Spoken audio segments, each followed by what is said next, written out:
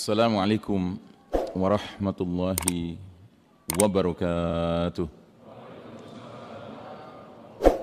Alhamdulillah Rabbil Alamin. Wassalatu wassalamu ala ashrafil anbiya'i wal mursalin Sayyidina Muhammadin wa ala alihi wa ashabihi ajma'in. Faqala Allah Ta'ala fi kitabihil karim ba'da a'udhu billahi as-sami'il alimi minasy syaitanir rajim.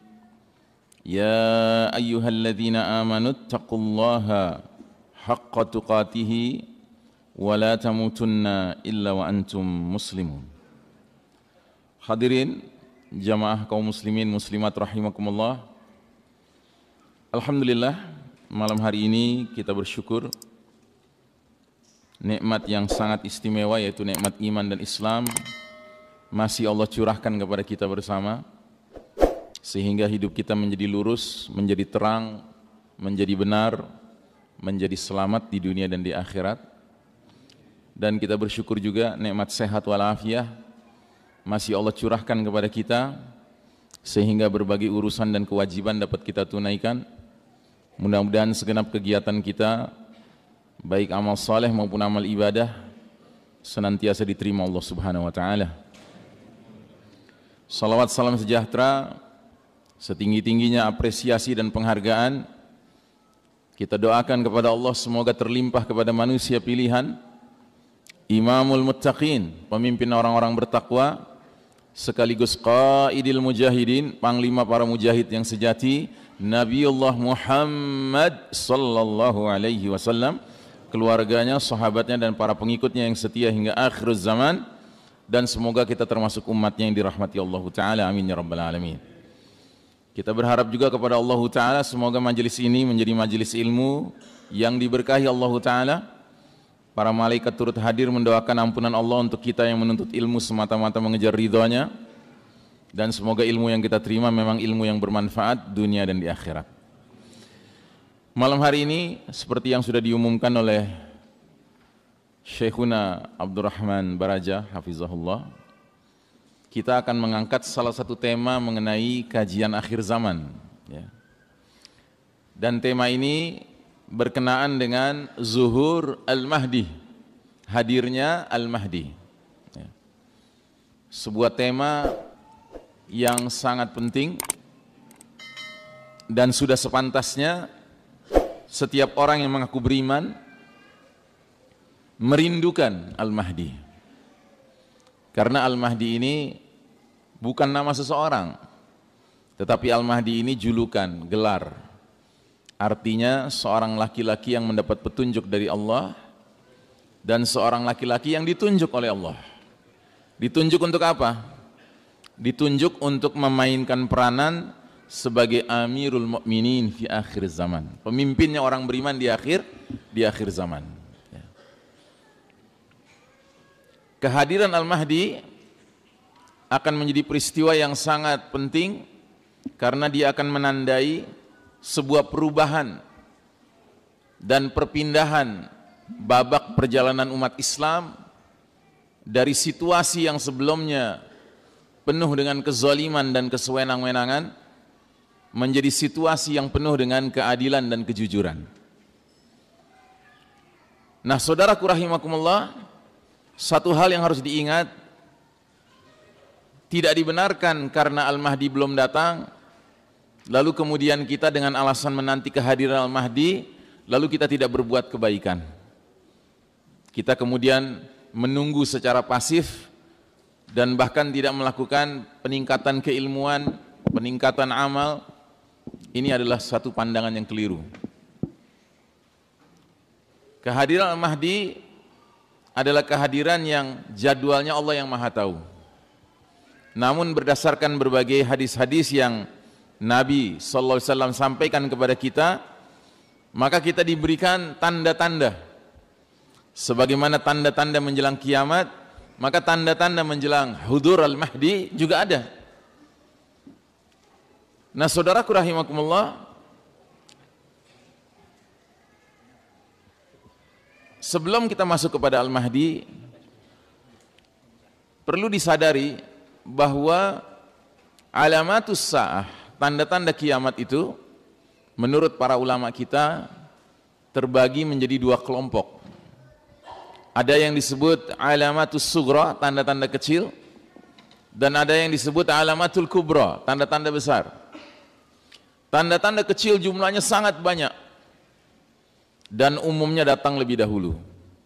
Sedangkan tanda-tanda besar jumlahnya terbatas, hanya 10. Dan semuanya muncul ketika kiamat sudah dekat sekali akan terjadi. Kalau kita pelajari hadis-hadis tentang tanda-tanda besar, maka tidak ada yang menyebutkan bahwa Al-Mahdi min alamatil kubra, termasuk tanda besar. Dia tanda kecil. Tetapi kehadiran Al-Mahdi termasuk tanda kecil yang datangnya belakangan.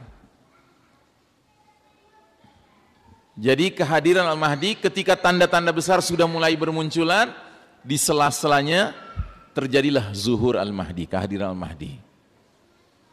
Makanya dalam sebuah hadis dikatakan, sekiranya umur dunia ini tinggal sehari, Allah akan panjangkan hari itu sehingga Allah utus Al-Mahdi. Nah, jadi kemunculan Al-Mahdi itu di ujung perjalanan umur umat Islam ini, yang berarti ketika tanda-tanda besar sudah mulai bermunculan. Nah, saudaraku rahimakumullah, alhamdulillah sudah muncul ya, sudah zuhur ya. Alhamdulillah. Jadi ini hadis tentang 10 tanda besar menjelang kiamat. Kalau kita lihat tidak ada penyebutan Al-Mahdi. Yang ada adalah dukhan, kabut asap menyelimuti planet bumi kita ini selama 40 hari 40 malam, kata Nabi kita. Kemudian ada Dajjal, sosok penebar fitnah yang paling dahsyat sepanjang sejarah Bani Adam. Kemudian ada Dabbatul Ard, binatang melata keluar dari perut bumi untuk memberi tanda siapa orang beriman, siapa orang kafir. Kemudian ada Tulu isyamsi min maghribiha, terbitnya matahari dari tempat terbenamnya, tanda kalau pintu taubat sudah tertutup. Kemudian ada Nuzul Isa ibnu Maryam alaihissalam, turunnya Isa alaihissalam. Ini termasuk tanda besar. Dan tanda besar ini kalau kita sudah mengerti ilmunya, dapat kita jadikan sarana berdakwah kepada orang Nasrani. Karena orang Nasrani juga meyakini di akhir zaman akan turun dari langit sosok yang mereka sebut Yesus Kristus. Ya. Kita nyebutnya Isa al-Masih ibnu Maryam alaihissalam. Mereka menyebutnya Yesus Kristus. Dan kita nanti akan menyaksikan turunnya Isa alaihissalam ternyata tidak mencari gereja. Dia masuk ke masjid. Dia sholat subuh berjamaah dengan kaum muslimin. Yang pada saat itu imam sholatnya adalah Al-Mahdi. Masya Allah ya. Dan Isa alaihissalam nanti akan mengajak semua orang kafir termasuk ahli kitab Yahudi Nasrani memeluk agama Nabi akhir zaman, agama Islam ini. Bahkan dalam hadis sahih dikatakan Isa alaihissalam kalau sudah turun nanti dari langit, dia hanya menawarkan 2 pilihan kepada orang kafir dan ahli kitab. Pilihan pertama, aslim taslam, masuk Islamlah engkau, niscaya engkau akan selamat dunia dan akhirat. Kalau enggak mau, diapakan sama Isa alaihissalam? Ya, diselesaikan. Loh, kok ngeri gitu Ustaz? Bukankah Isa alaihissalam itu digambarkan sosoknya santun? Iya memang. Cuman masalahnya adalah bukan masalah kesantunan di sini. Masalahnya turunnya Isa alaihissalam termasuk tanda kalau dunia sudah memasuki injury time. Dunia sudah mau berakhir. Waktu sudah tinggal sedikit. Adalah keterlaluan kalau orang kafir, Yahudi Nasrani masih tetap ngeyel ketika Isa alaihissalam sudah turun. Karena ini cuma dikasih 2 pilihan, atau masuk Islam atau mati. Dan akan ada nanti orang-orang kafir, Yahudi Nasrani yang masuk Islam tidak mau, tapi mati lebih gak mau lagi. Akhirnya apa? Masuk Islam dengan terpaksa. Sampai kapan? Sampai Isa alaihissalam wafat, mereka murtad lagi. Dan ketika sedang seru-serunya murtad, tiba-tiba matahari terbit dari barat. Mereka ingin ngucapin 2 kalimat syahadat lagi, kata orang Padang, talambe, too late. Tidak diterima, pintu tobat sudah ditutup. Ya. Walaupun ada juga yang awal mulanya masuk Islam terpaksa, tetapi lama-kelamaan benar-benar beriman. Ya. Beruntunglah dia. Nah, kemudian ada Ya'juj wa Ma'juj, 2 umat yang dikurung di balik radem, sumbatan atau dinding yang dibuat oleh Zulkarnain ribuan tahun yang lalu. Dinding itu runtuh, kemudian mereka keluar dalam jumlah yang fantastis. Melakukan apa? Melakukan fasad, kerusakan di muka bumi ini. Kemudian nomor 789, ada 3 thalathata khusufin, 3 pembenaman bumi. 1 di timur, 1 di barat, 1 di Jazirah Arab.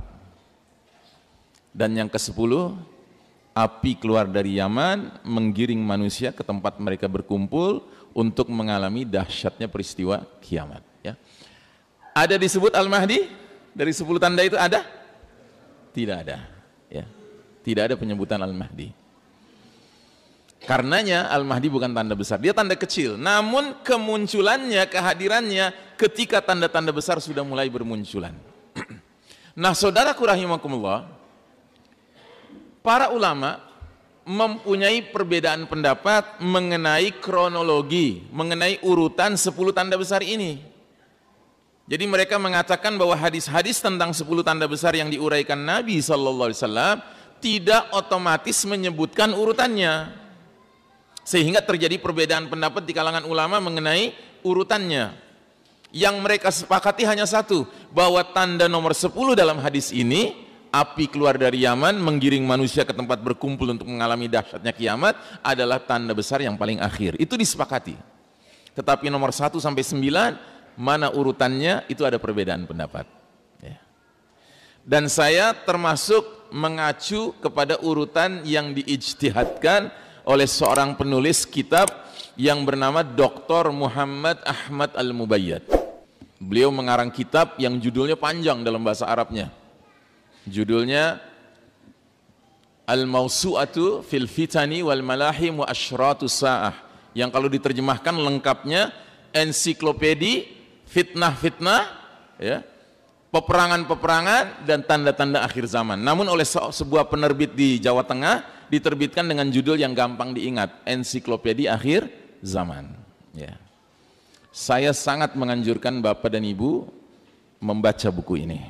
Karena buku ini menurut hemat saya adalah buku yang membicarakan ilmu akhir zaman yang paling komprehensif dan paling up to date, paling cocok dengan situasi dunia kita sekarang. Kenapa? Karena orang alim yang menulis kitab ini masih hidup bersama kita. Dan yang menariknya, penulis kitab ini asalnya dari Gaza, dari Palestina, yang berarti tetangga terdekatnya siapa? Al-Yahud. Ya. Dan Al-Yahud itu musuh utama kita, nomor wahid, ya kan? Allah Ta'ala berfirman dalam surat Al-Ma'idah 82, la tajidanna asyaddan nasi adawatan lilladzina amanu al-yahuda walladzina asyraku. Sungguh engkau Muhammad akan mendapati kaum yang paling dahsyat permusuhannya kepada orang-orang beriman adalah kaum Yahudi dan orang-orang musyrik. Jadi kalau kita membaca kitab beliau ini, tidak saja terjadi transfer of knowledge, transfer pengetahuan ke kepala kita, tetapi juga terjadi transfer of ruhul jihad ke dada kita, transfer spirit berjihad di dada kita. Maka menarik sekali buku ini. Nah, dalam buku ini Syekh Mubayyad berijtihad. Kronologi 10 tanda besar itu seperti ini. Ini kronologinya. Jadi justru yang paling awal adalah peristiwa dahsyat yang disebut dengan Ad-Dukhan. Ad-Dukhan itu apa? Kabut asap. Yang dalam hadis diterangkan oleh Nabi, kabut ini akan menyelimuti seluruh wilayah timur, seluruh wilayah barat. Kalau dalam bahasa Al-Qur'annya, yaghshannas, menutupi semua manusia. Jadi dunia itu gelap gulita 40 hari 40 malam karena tebalnya kabut asap menyelimuti planet kita ini. Dan kalau dalam surat Ad-Dukhan, Allah mengisyaratkan bahwa kabut asap ini datangnya dari mana? Sebab datangnya dari langit.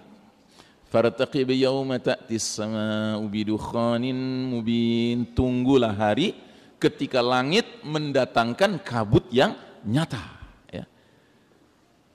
Kira-kira apa yang datang dari langit yang menyebabkan kabut ini? Di ayat 10-nya, di ayat 16-nya surat Ad-Dukhan, Allah mengisyaratkan, Yauma nabtishul batsyatal kubra inna muntaqimun. Pada hari ketika kami menghantam mereka dengan hantaman yang keras, batsyatal kubra, sesungguhnya kami adalah pemberi balasan. Jadi Dukhon ini disebabkan sesuatu yang datang dari langit dan dia berupa hantaman yang keras, ya. Sehingga Syekh Mubayyad mengkaitkannya dengan surat At-Tur ayat 44, di mana Allah Ta'ala berfirman, wa iyarau kisfam minas sama'i saqitan yaqulu sahabum markum. Ketika mereka menyaksikan bongkahan-bongkahan batu berjatuhan dari langit, mereka akan berkata, itu adalah awan yang bertindih-tindih. Jadi bahasa Al-Qurannya, bongkahan batu berjatuhan dari langit. Bahasa hadisnya, bintang berekor jatuh di bulan Ramadan. Sedangkan bahasa modernnya apa, Pak? Meteor, ya, meteor.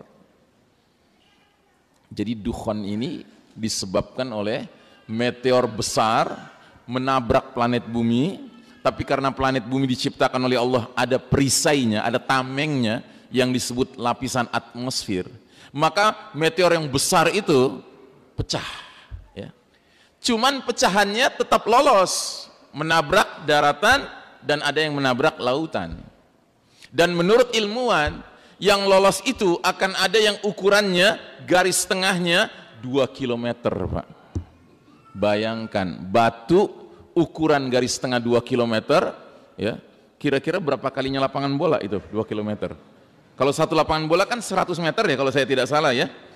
Berarti 2 km tuh 20 kali lapangan bola, Pak. Batu bergerak dengan kecepatan puluhan ribu kilometer per jam menabrak daratan. Nah, tabrakan dengan daratan itulah yang menimbulkan ad-dukhan, kabut asap. Kayak bom nuklir meledak, Pak. Cuman bom nuklirnya jumlahnya sangat banyak, sehingga ledakannya yang berbentuk cendawan itu, asap cendawan itu terus meluas sampai menyelimuti seluruh wilayah timur dan barat, kata Nabi. 40 hari 40 malam kita akan hidup dalam kegelapan. Nah, yang mengerikan, Allah Ta'ala di ayat ke-11-nya mengatakan, yaghshannas, kabut ini menyelimuti seluruh manusia. Hadza adzabun alim, ini adalah azab yang pedih. Isya. Sudah 7:11 kan?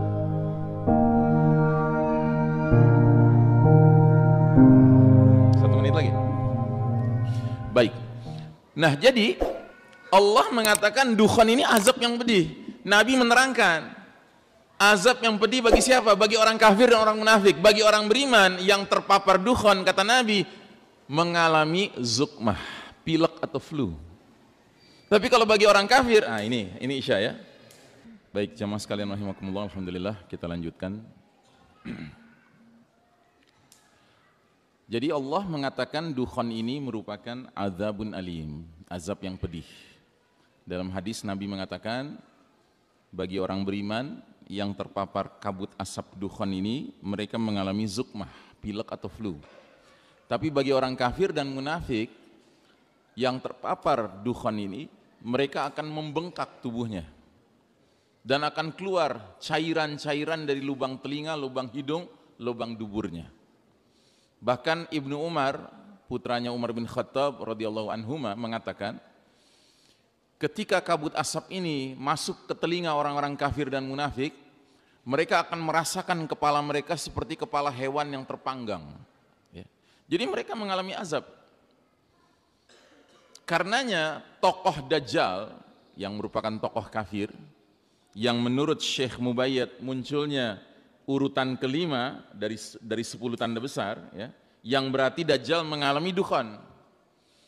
Dia sebagai tokoh kafir, dukhon itu akan mempengaruhi mukanya sampai sebagiannya meleleh. Karenanya dia dikatakan oleh Nabi kalau muncul di akhir zaman, a'war, bermata sebelah. Padahal dulu Tamim Ad-Dari, seorang pelaut Nasrani dari Palestina, pernah ketemu Dajjal di sebuah pulau terpencil. Laporannya kepada Nabi ketika dia menceritakan tentang Dajjal yang dia saksikan, a'zamu insanin ra'ainahu, kami melihat manusia terbesar yang pernah kami lihat, badannya kuat ya, tapi terikat di dua tempat, di tangannya dan di kakinya. Enggak ada laporan, matanya cacat sebelah, enggak ada. Karena belum mengalami duhan. Nah, jadi saudaraku rahimakumullah, pertanyaan besarnya adalah kenapa Syekh Mubayyad dalam kitab Ensiklopedia Akhir Zaman berijtihad bahwa dari 10 tanda besar yang paling awal itu azab. Kenapa? Karena perjalanan umat manusia pada saat duhan ini terjadi sedang mencapai titik kesombongan, kemungkaran, kezaliman, kemaksiatan, kekufuran, kemunafikan, kesyirikan yang dahsyat. Dan itu kapan? Ya sekarang. Sekarang inilah. Apakah kita tidak melihat di sekeliling kita betapa banyaknya manusia yang begitu sombongnya sampai berani menghina agama Allah, menghina Nabi Allah, menghina kitabullah, bahkan menghina Allah. Ada Twitter seorang perempuan, entah dia muslim atau bukan, mudah-mudahan bukan muslim, dia sampai mengatakan kalau Allah bisa turun dari langit akan kuajarkan bagaimana caranya memperbaiki kitabnya. Nauzubillah min dzalik. Ini ucapan mengundang azab Allah. Nah, jadi saudaraku rahimakumullah, ini ijtihad dari Syekh Mubayyad ya. Bisa jadi benar, bisa jadi salah. Tetapi saya memandang tampaknya ini cocok ini dengan realitanya. Nah, jadi hantaman keras berupa meteor atau pecahan meteor yang menghantam daratan itulah yang menimbulkan duhan. Sementara yang jatuhnya di samudra, pecahan meteor itu menimbulkan apa? Tsunami ya.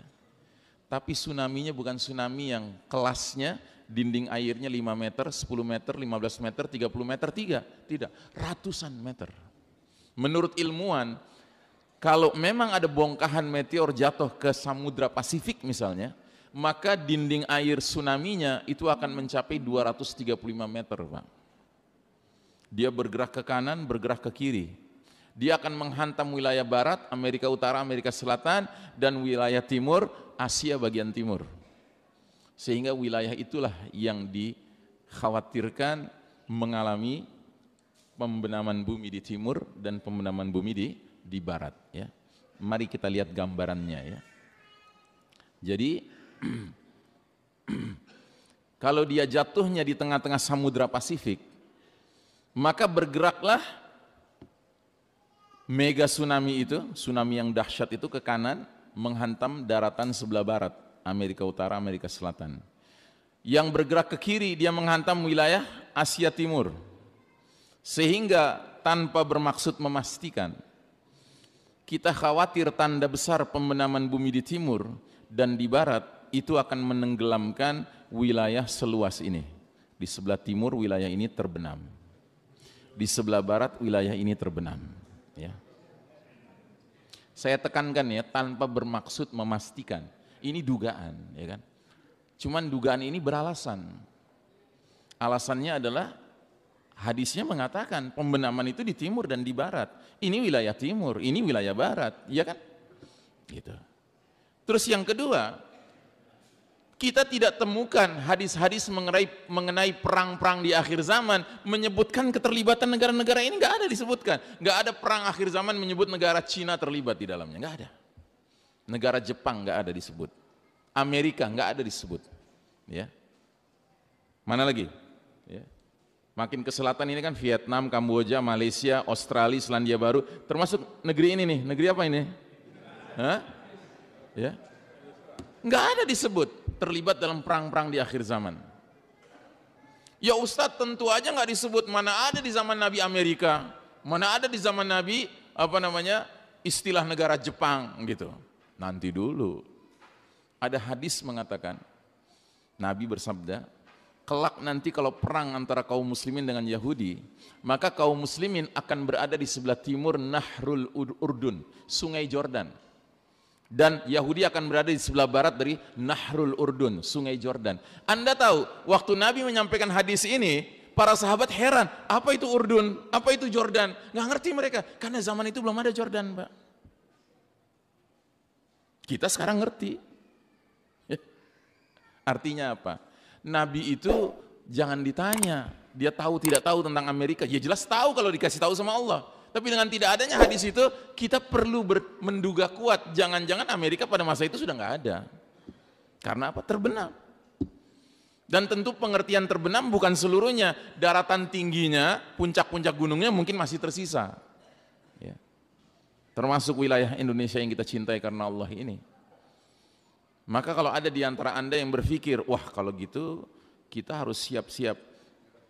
Bukan, kita harus siap-siap mengantisipasi pembenaman ini dengan cara kita bangun kampung akhir zaman di puncak-puncak gunung.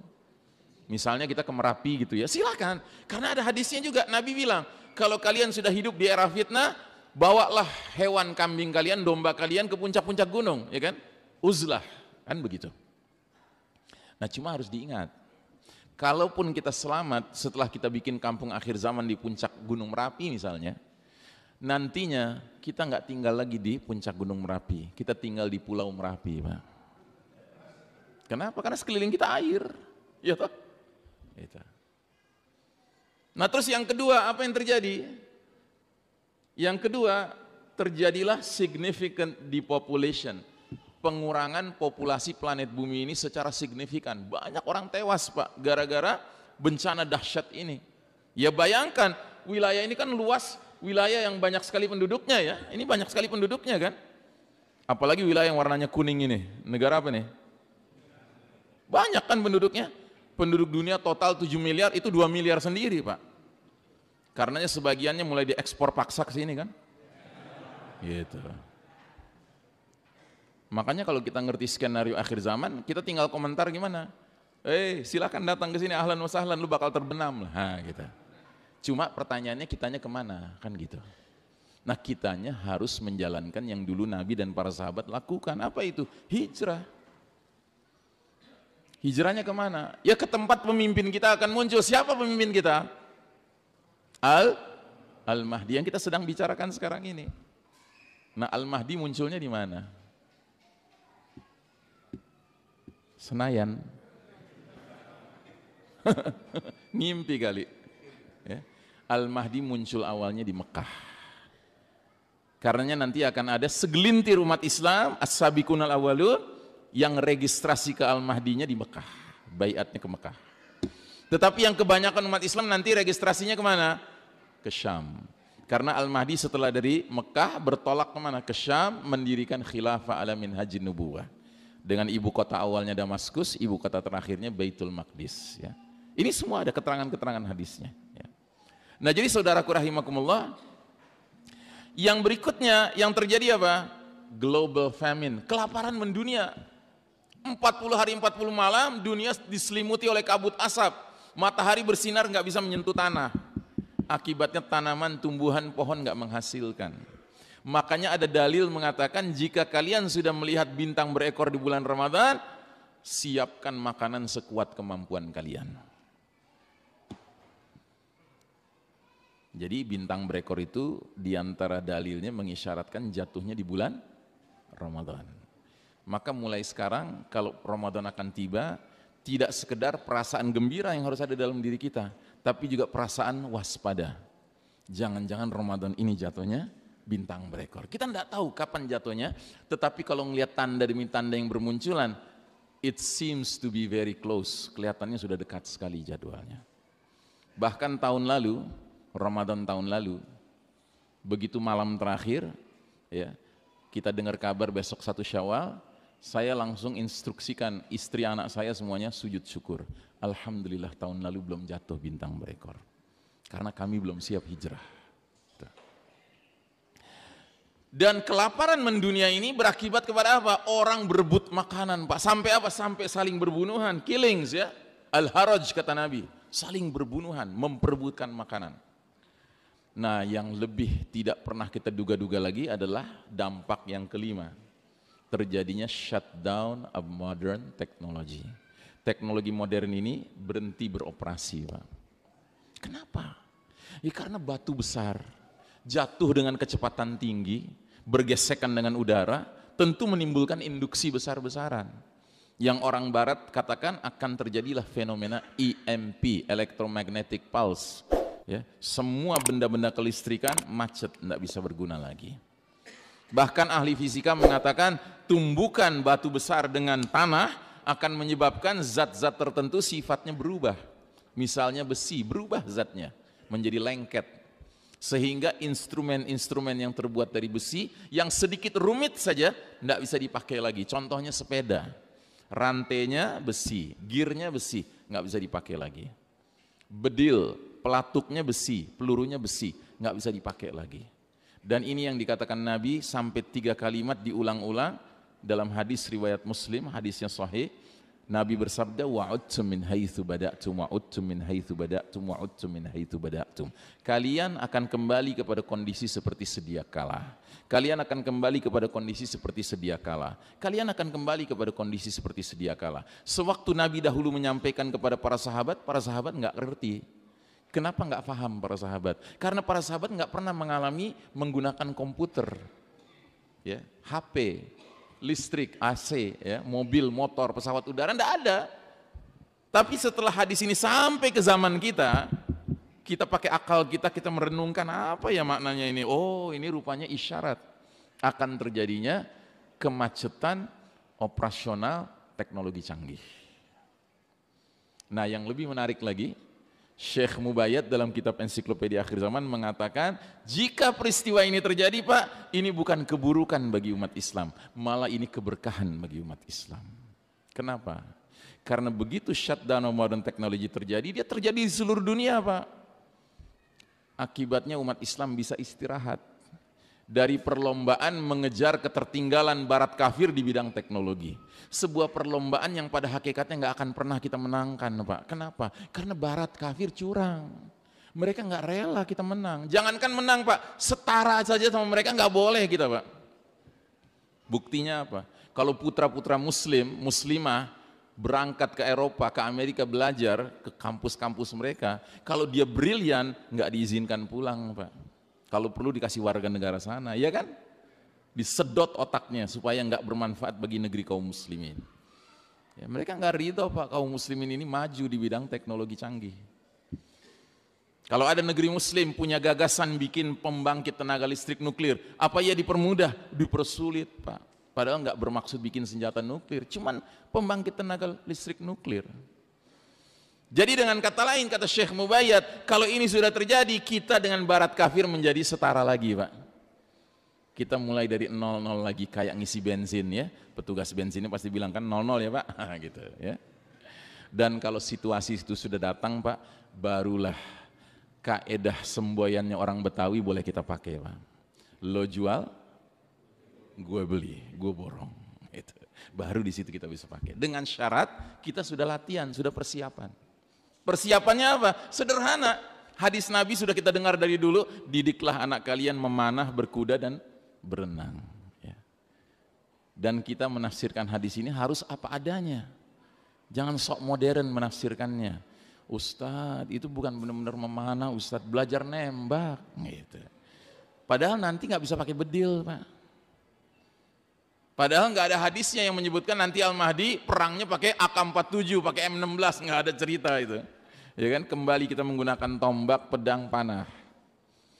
Ustadz itu bukan benar-benar berkuda maksudnya Ustadz. Nabi mengisyaratkan belajar bawa tank, belajar bawa jet gitu kan. Oh sorry, nggak ada hadisnya tentang akhir zaman di mana nanti Isa alaihissalam turun naik Phantom, ya kan, naik Stealth gitu ya. Enggak, tapi turun di antar malaikat. Jelas ya? Nah jadi saudaraku rahimakumullah, dalam kondisi dunia yang begitu berbeda, hadirlah Al-Mahdi ya. Jadi secara urutannya kan begitu. Jadi sudah terjadi pembenaman bumi, maaf, nah ini, terjadi dukhan, terjadi pembenaman bumi di timur, pembenaman bumi barat, Al-Mahdi hadir. Jadi kehadiran pemimpin kita, itu pada saat kebanyakan orang lain, bangsa-bangsa lain sedang sibuk memikirkan hal yang paling mendasar yaitu makanan, tiba-tiba Allah kasih kita karunia hadirnya Amirul Mukminin fi akhir zaman.